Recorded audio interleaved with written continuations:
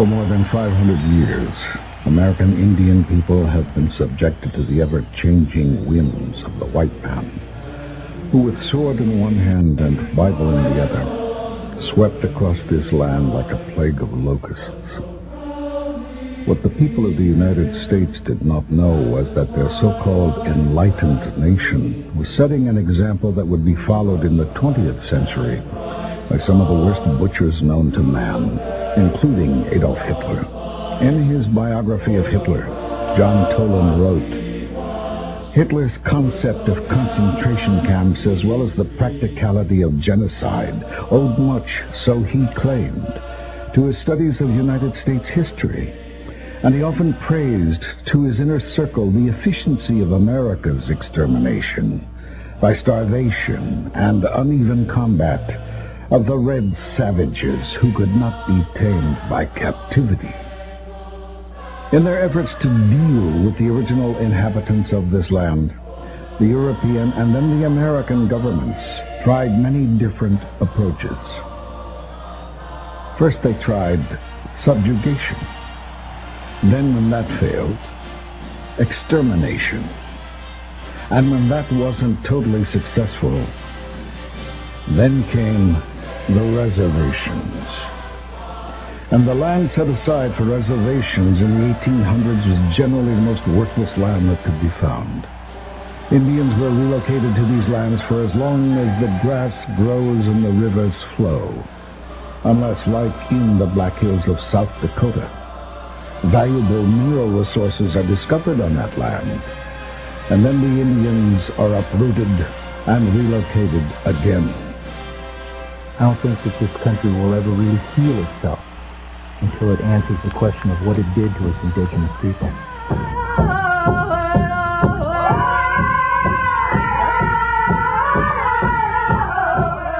But confining Indians to reservations wasn't enough for many hawkish political and military leaders. Nothing short of total annihilation of the American Indian was acceptable in their eyes. Colonel John Chivington, known as the Fighting Parson and head of the 1st Colorado Cavalry, told a gathering of church deacons, "It is simply not possible for Indians to obey or understand a treaty. To kill them is the only way we will ever have peace and quiet." Later that same year, he led 700 soldiers on a surprise raid against a peaceful band of Cheyenne who were camped along Colorado's Sand Creek. Just before the dawn attack, he told his men, "Kill them all, children as well. Nits make lice."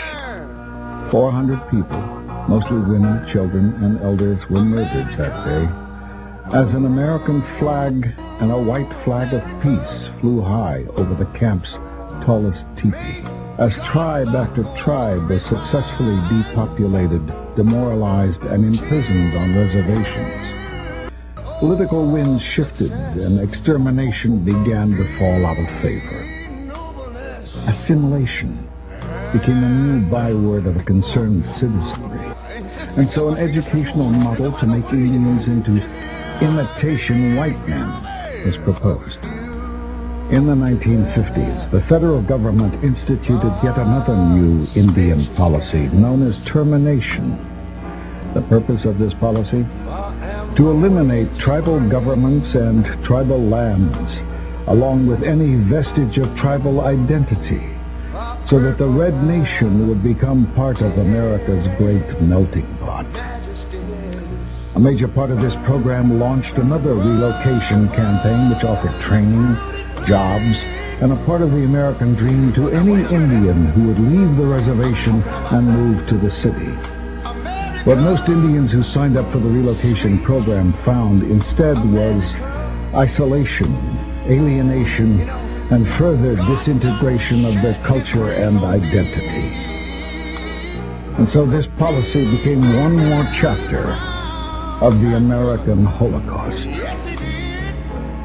But relocation is not a dead policy of the distant past. It is an active policy of the present day.